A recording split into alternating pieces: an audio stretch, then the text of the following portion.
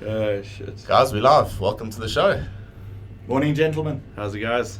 For those of you that missed it this week, we interviewed Martin Stork from Cockpit Coaches. They're doing their bit around the world for the pilots that have been made redundant during this COVID-19 pandemic and the subsequent retrenchments. They've set up a whole lot of courses. There's the pilot realignment program that they're working on. I took part in a webinar that they did on, they called it memory items, which was all the fundamental things you need to consider whilst going through this difficult patch. I'm sure you'd agree, Ryan, all that stuff that they had to say, very relevant to us, that we could very much relate to. So relevant, Brian. You know, having listened to Martin's show, I took away a lot from that. You know, just reflecting on the last 3 months on what's happened to us. You know, boom, you find out that your airline is sort of closing shop, lockdown's happening, and the walls are closing in on you. And you know, you're so used to dealing with issues and problems in your daily career, but what we're being faced with at the moment is like unprecedented. We haven't seen anything like it. So yeah, a lot of guys, myself included, initially struggled with how do you deal with what's going on? How do you cope going forward? How do you basically deal with your life coming to a dead end? And what these guys are doing is brilliant. You need that sort of coaching, as much as a lot of us don't want to admit it. You do need that coaching to sort of help you choose a direction, put those steps in place. Like he says, you know, build yourself a financial flight plan. All those steps, it's valuable, totally valuable. Invest in yourself for the future, in other words. So you have to. Take a bit of time, assess the situation, just like we do in an aircraft, Exactly. and then move forward. But you have to, I think, what they're getting at is take that time. That's the key point here, and it's I really enjoyed it. I like, you know, speaks with authority, speaks with a bit of backing behind him, and you know, we've pushed this whole thing all the time. Hashtag support aviation. We've spoken about it. How do we actually do that? What do we actually do to support aviation? How can we help guys actually now invest in their futures going forward? And a little interesting thing I read yesterday. Recruiters, Brett, around the world, 90% of the recruiters around the world are using LinkedIn as a primary recruiting source. In other words, they're looking on LinkedIn first for your online profile, and then, you know, you might get invited to an interview after that. But what we kind of are trying to encourage is get onto a professional network. Give yourself the opportunity to get that job later down the line. You don't want to be competing with certain people that are on that network. You might be better suited for the job, but you know, the fact that you're not a social media guru or it doesn't really interest you, you actually miss out on an opportunity. But what you also miss out on is the opportunity to be part of all these sort of online events that are going on. I know during the lockdown and that they become very popular, and you know, these webinars and things like that, there's a hell of a lot of interesting information out of there that if you miss out on, you're going to miss out on it because you're not on the network in the first place. And it's a bit of a shame because those are little career enhancing things that maybe not even aviation related, maybe something else, maybe something totally different. And highly recommend to get on LinkedIn. I'd recommend set yourself up a profile, start doing some free online webinars, involve yourself in this online process. Brett, we spoke about this. Your next interview is going to be online. If you don't know how to use a Zoom call, a Zoom meeting, or any of these platforms, if the first time you're doing it is during an interview with your hopeful new boss or whatever it might be, it's going to be a bit intimidating. you've got an opportunity now to actually get online, start playing around with these things, so that when opportunities are available, you can seize them. Yeah, Brian, for sure. I've been on LinkedIn for years now. I've always used it as a networking platform. I could be a hell of a lot more active on LinkedIn, but still, the years that I've been on it, I've learnt a lot. I've connected with a lot of people there. We've got to get over the mindset that, once you join a company or a position, you're there for life. It's not where the world is anymore. Yep. The world is, I think, you're changing jobs every 3 to 3.5 years. So if you're a job seeker, if you're not actively putting a CV, a profile, putting content out on a professional platform, you're being left behind completely. And it doesn't matter if you're left behind now. There's no good time to start than at the present. You've got to do that right now. Yeah, Ryan, look at us. Brett, you haven't been in the airline business side, but just take it from an airline pilot point of view. You join a job, and the date that you join becomes your seniority. So it does not pay you to leave that airline. So you've got guys that have, they join the airline, and that's that. Even if it wasn't the best airline to start with, they joined the airline, they chose that one. Kind of the guys stay there 15, 20, 25 years. Now, so you've got guys sitting here, particularly in South Africa, been at an airline for 20 odd years, and the last time they had to apply for a position was probably around 1994. A very, very difficult situation, because seniority is synonymous with joining, being part of an airline. It doesn't work so well in this current environment. And just like you said, Brett, the world has changed. There are probably going to be quite a few job changes, different career paths we go down, and there's nothing wrong with that. Yeah. I think what Martin and them are sort of promoting for corporate coaches is that you've got the skills are there, and you now need to maybe reutilize those skills in another avenue. But the fundamental skills, those business skills, the dealing with people skills, dealing with crisis skills, we've delays, sorting yourself out with crew briefings, dealing with air traffic control, changes of aircraft. All these skills are not lost in other fields. So you need to identify them first, and then utilize them possibly for something else in the interim before the industry kicks back into life. There's two things I want to touch on there as well. First of all, going down the avenue of interviews. The way I see it is, in 2, 3, 4 years' time, when airlines do start employing again, hopefully it doesn't take that long.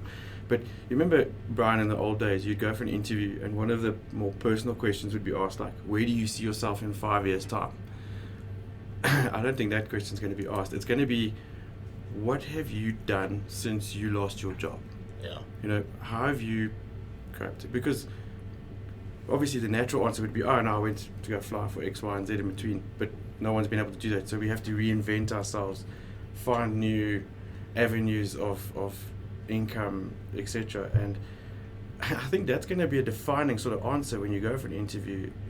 Did you sit at home and watch Netflix all day, waiting for better things to happen, or did you go out and do something? Well, you make a valid point, because it was almost looked at negatively, but it was looked at negatively if there was a gap in your flying. Yes. If you had a job for a while, then you had a 2-year gap. It was, in an interview process, it was a bit of a negative thing. What have you been doing these last 2 years? Are you're not a dedicated aviator because you've actually missed out on 2 years? Whereas now, there's a lot of us that are going to be in that same boat, where it's not going to be, why weren't you flying in these last 2 years? That's obvious. It's, what did you do with yourself in those 2 years? Guys, I've got a very different viewpoint, and I'll tell you exactly. I understand where you're coming from an aviator's perspective, and a lot of aviators are listening to this podcast. Yeah. but you've got to make a decision. Are you going to carry on being an aviator in 24 months' time or 12 months' time? Are there going to be positions available? I've been an entrepreneur all my life. I can't tell you how many businesses I've had. So I've had them, lost them, made money, lost money. With something like that, COVID now, if I look at the SAA stats, they're retrenching, according to this severance package, 510 pilots just from SAA. 510 guys. Guys and girls, what are they going to go and do? Are they going to start a business because they want to just survive for the next 2 years and go back into flying? Or is this a different world now? Are we going to require 50,000 pilots a year? Or are we going to require 10,000 pilots because the airlines are going to shrink, the routes are potentially going to shrink? I'm not saying it is going to happen, but we got to look at it. I think cockpit coaches, they are helping pilots and people involved in the aviation industry to move potentially into another industry. And you've got to make that decision. What do you really want to do? It's very difficult starting a business with I'm only going to do it for a year to survive. Very difficult, guys. No, you can't go down that sort of route. Obviously, anything you do, you've got to do with conviction, and you've got to put your back into it and give it 110%. There's no doubt about that. But what I took from it was what Martin said. When you do go for that interview, if you decide that you still do want to fly in a couple of years' time, is you're going to go to that interview and say, I'm a pilot and. Yes. I love that because, you're not just going to be a pilot now. You are being forced in a different direction. And, all I'm trying to say is, what are you going to make of this opportunity now? We are in a really difficult predicament. And, I agree. Even if guys resume and return to being a pilot, to open up a business, to do something now is only going to benefit you. One, you're going to survive. For sure. You're going to learn another skill. And I do like the fact that, and we're doing the same thing. We're pushing everyone to say, go out and go and do something else. Don't sit on the couch. That couch is not going to bring an income. It's not going to add value to your life. It's not going to do a damn thing except suck life from you. Exactly. So get out there and go and do something. So I'm all for this, stepping out your comfort zone, starting a business, doing something. You can always go back if there's an opportunity. Exactly. But don't sit back and say, I have to wait until the new South African Airways starts and I can get a job. You make a very valid point. I think you've got the guys that, we know them. They are born and bred aviators. They always will be. They could lie their way into doing something else in the interim, but they are absolutely born and bred aviators. Some guys have a bit of an entrepreneurial brain. They'll take something else on, run with it.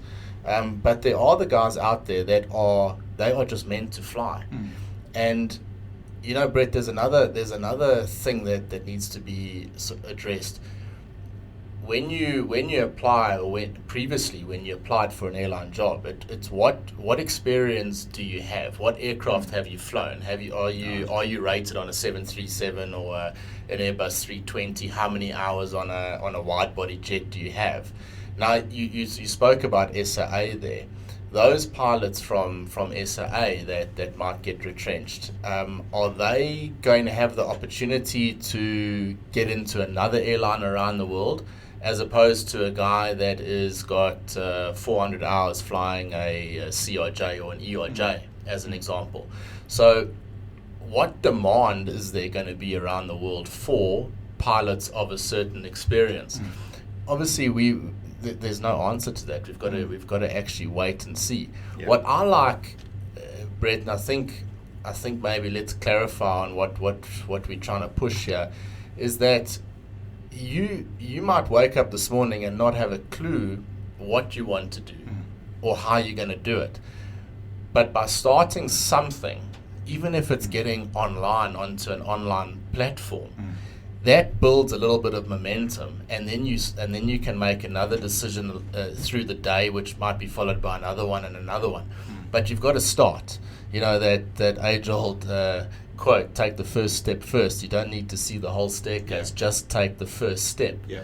And I think there's a lot of people out there that are too scared right now to take that first step because, my dad, how many times has my dad said to you, Brett, as well, it begins something with the end in mind. You're right. If you don't have the end in mind, it's a little bit difficult. So I think encouraging someone just to start something, even if it's something small, something that can give you some personal momentum going forward, that I think is important. Yeah, without a doubt. That first step, there's a little Japanese little proverb, or basically what it says is just do a new thing for 1 minute.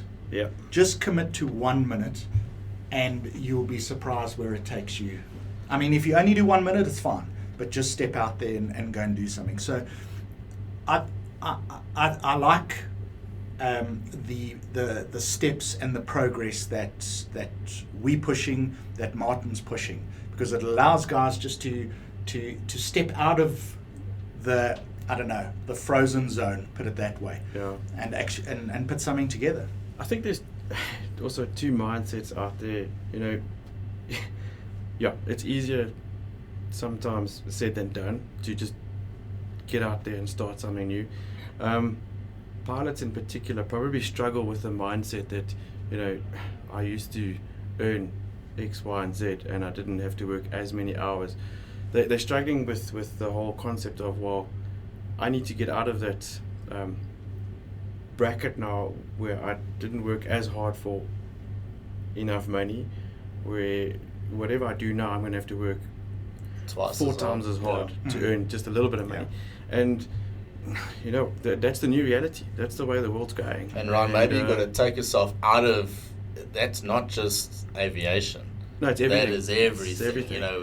It's But that's like the reality we're in this now. together. You We have keep to saying, but that's the reality. Everyone is in the same ship. Accept and adapt. That's where I'm drawing a lot of inspiration from. A few guys that I know in our circle, hey Brian, guys that are sort of taking those steps towards doing something, just starting something. I mean, take Haystack and Michelle now. We've got examples of their T-shirts here. They've started a T-shirt prison. We'll leave the details in the show notes as well if you want some T-shirts. Yeah. I mean, they're printing T-shirts now. Obviously, aviation related stuff, but it's really cool. I mean, I love this one. Best pilot in the sky, best dad in the world. It's obviously me. Yeah. But it's awesome. It's a step in the right direction. Doing something. I mean, selling Tupperware, for instance. I've got a friend of mine who, his dad has a macadamia farm down the Lowveld, but he's taken a few square meters of that farm and he started snail farming. I didn't even know that was a thing, but it's an initiative. It's something that you can do to just get yourself going in another direction, and that's important. I like it. I think it's doing something like that's invaluable. The momentum, set yourself up, move yourself forward every day, even if it's just a little bit every day. I think what we've become so used to the normal. Everything worked. We had some issues, but we got around it. Nobody was really affected. This is the first big thing that has hit the world in potentially our lives. And for when you see guys stepping out and saying, well, this is what it is. I'm getting out there. I've got to do it. I've got to find a way. That is what it's all about. I mean, this is the history of humanity. Nothing will keep us down. We will always get up, we'll find a way around things. And sometimes all people need is just a little bit of inspiration, a little bit of support, a little bit of belief in what they're doing. Now's not the time to say to someone, oh, geez, really, you're starting a T-shirt factory? Do you know how many they are? No ways. They've done this, they've stepped out, they're putting it out there, and it has legs. It can go anywhere, and that's the important. Can go as far as you want it to go. Exactly. There's some guys out there that will start with excuses first before looking for results. That's the wrong approach. You got to look for the results and then find the excuses behind it. Just go for it. I sort of take away from that. Growing up, I watched my mom and dad had to fight for everything that they had to get. And I draw from that energy is you when your back's up against the wall, fight for it, and that's where we are now. And It is, yeah. Take that energy Now's forward. the time to take that energy forward, direct it hopefully in a direction that you want to go. Before the show, I was asking you guys, do you listen to Simon Sinek at all on YouTube and that? I really enjoy his stuff. Follow your why. Why do you do something? Why are you involved in this? Ask yourself, why are you going in this direction? What sort of fundamental belief do you have that this is what you want to do? I think we've all had those, we've had these things in the back of our minds, a lot of us, Ryan, and now that this has all happened, it's finally probably given us that kick in the butt that says, okay, well, if you were ever going to do it, now's the time to do it. Because if you're not going to do it now, then the reality is you absolutely never will. So now is certainly the time to go out there and actually do something. And the playing fields are, again, using Simon's analogy with finite and infinite games. A finite game is one that has a specific set of rules over a specific time period. Take football as an example, soccer. At the end of the 90 minutes, whoever has more goals wins the game. Mm-hmm. You look at the situation now that we're in now as aviators. We've got varying conditions almost on a daily basis.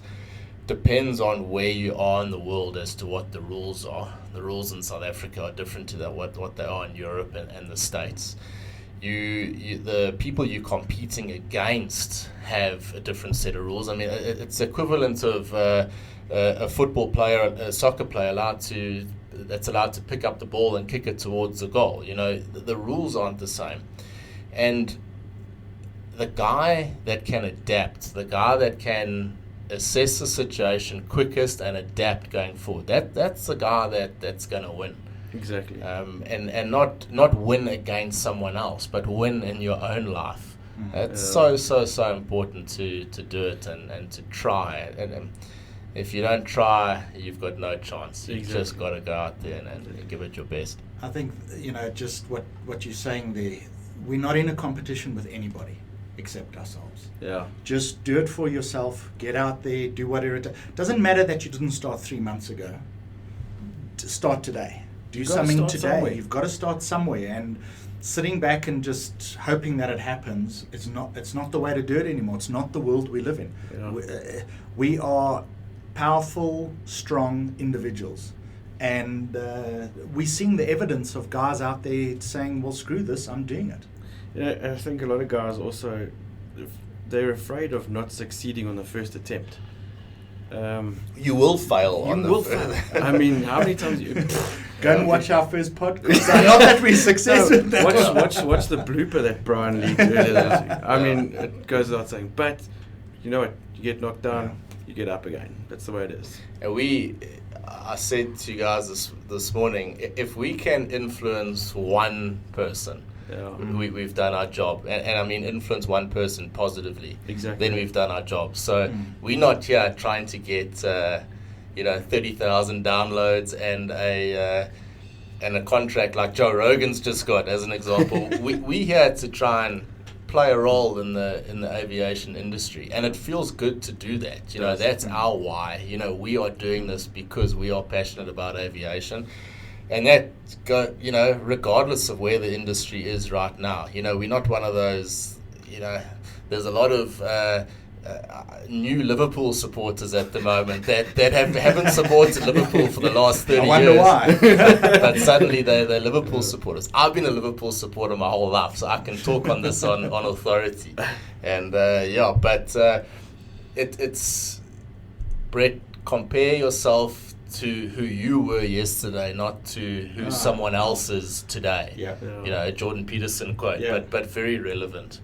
It is extremely relevant. It's at the end of the day, it's about what you do, what you need to step up to, where it's going to take you. Because even if you start something new and it only lasts for a month or 12 months, or it lasts for a lifetime, you don't know where that one step is going to take you. It's like when you walk around a corner, you do not know who you're going to meet. Yeah, exactly. That person could be your new best friend, your lover, your enemy. It doesn't matter. You've got to embrace it all. For For sure. The way I see it as well is in 10, 15, 20 years' time, I would love my son to look back and say, geez, well, my dad lost his job in the COVID-19 pandemic, and my dad did this. I would love him to be proud of me for my attempts at doing something, instead of saying, well, my dad used to watch a lot of Netflix. Yeah. So that's a very relevant thing, and I think that's what we're pushing some positivity, and getting out there and actually attempting it. exactly. Coming back to a little bit more aviation specific news, I'm hearing awesome things from. Got a message from a friend of ours at Safair. 172 packs on a Joburg Cape Town. That's a 91% load factor on a 73800. I believe they're using 73800s now on that route. That's business travel, guys. Exactly. That means that the demand is there. It's really there. I was driving past the airport this morning, and I've already, I think all of us have got that the buggers waiting to get on that plane and go to Cape Town or Durban, just get on a plane and travel a bit. I'm hoping, and I think so, because the numbers are there, that this is maybe a sign of what's to come, and just maybe our domestic market's going to be quite strong when we reopen. Yeah, It's definitely getting off to a good start. 172 packs is not bad at all. Well, you just look at the whole of Africa is opening up quite drastically. Egypt Air from the 1st of July, 29 destinations, I think 14 of those into Europe. We know Delta's still pushing to come in here in October, I think it is. Yes. Into Cape Town, which is great. Equatorial Guinea's opened up. Tunisia, I think tomorrow, Tunisia opens up. So Africa's opening up to a large extent, and it's not because there's a reduction in numbers. There's an increase in numbers in Africa, but the guys realize that economies need to grow. We need to get airlines back up and running, which is great news. Yeah, and I think by the looks of it, the majority of the governments around the world, they're doing their part to. I saw IATA stressing the other day, having a quarantine period is just as bad as a lockdown. Quarantine is not going to work, that's clear. But then you've also got on the negative side, I read an article on Cambodia as an example. They're expecting a $3,000 deposit, any person going into Cambodia, for any possible COVID-19 costs that you might incur. That's not going to work. No, that sounds like a get-rich-quick scheme to me. You got to use a bit of... That's the UK with a 14-day quarantine when you're coming for holidays. Yeah. Ain't gonna happen. It's not going to Can't add $3,000 on top of your holiday expenses. That's just not going to happen.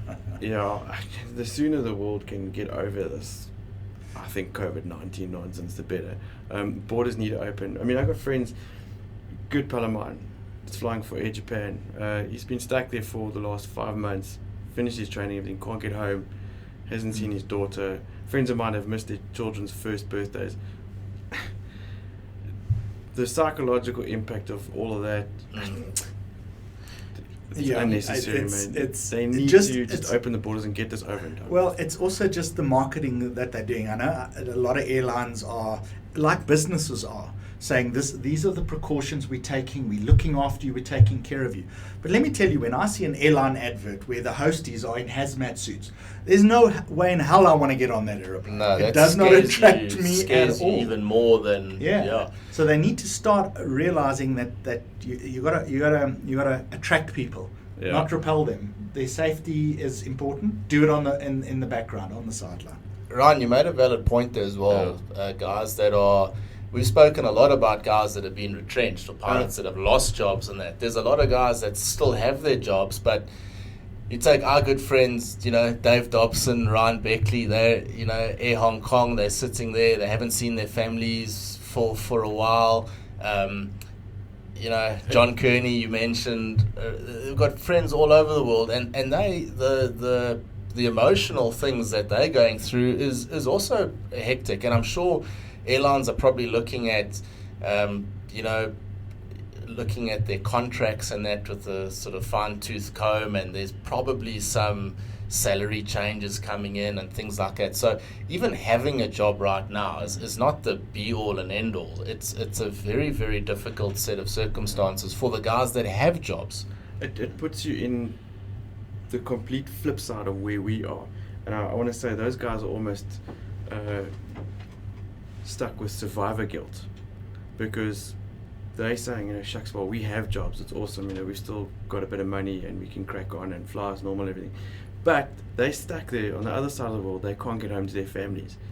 And I don't know. I'm struggling to decide what's worse. It's difficult. I mean, we also said as well, aviation safety hasn't taken a back seat. Mm-mm. You're still expected to operate the aircraft at the most stringent safety conditions out of any industry in the world, multiplied by 10. I mean, let's face it, the aviation industry is about as safe as it can get. So you must operate at that optimum level all the time, but you've still got these sort of external stresses that are not going away in the very near future. Exactly. It's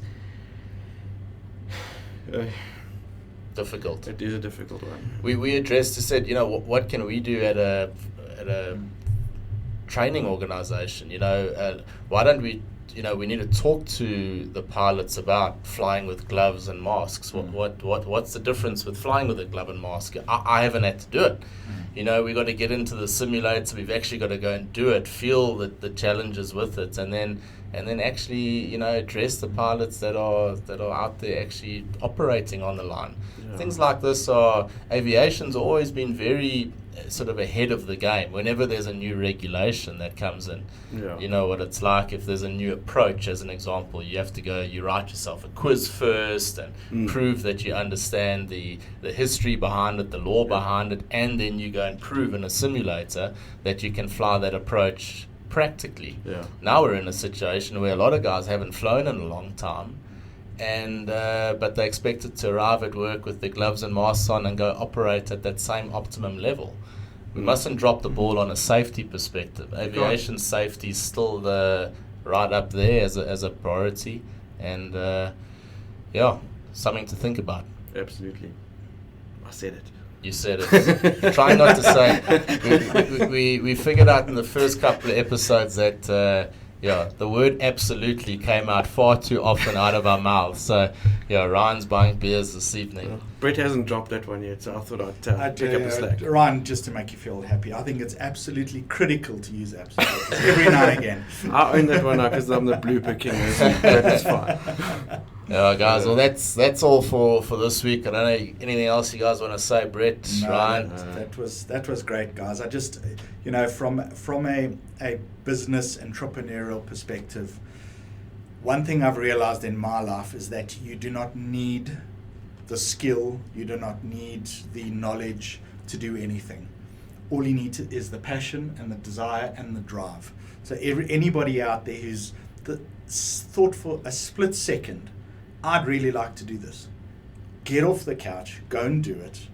You will be surprised where it takes you. It might not be in that direction, but every single pilot, everything hostess, anybody related to this industry that we're trying to touch, get out there and just go and do something. Give it a try. Give it a go. Yeah, you got to. I mean, final words, but I'm having a blast doing this with you boys. It's great fun. It's an awesome journey, and brilliant. Yeah, let's keep it going. But it's only that way because we've got some awesome supports. Guys, the messages and that.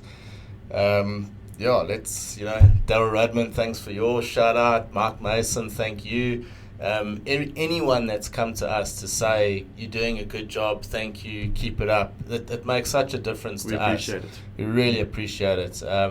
It's been fun having. I haven't been on Facebook in years, but it's been actually fun having that Facebook account and seeing the positivity come through that. Yeah. It's been great. Pushing you again, guys. Please help us by passing this on to your friends and anyone that hasn't heard the show. We're available on Spotify, we're on Apple Podcasts, also available on our website. It's www.brianrosevear.com. And in fact, we're available on all the major podcast platforms. So please subscribe and leave us a review. The reviews help us a lot as well. We'll be back next week. We look forward to chatting with you, and give it your best and keep that passion alive. Thanks for listening, and see you soon. Cheers, guys. Cheers, boys. Cheers. Well, that's all for this week, folks. Thanks for listening and for your continued support.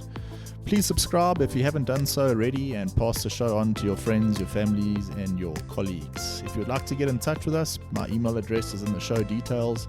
Stay positive, keep the passion alive, and we'll see you next week. Cheers for now.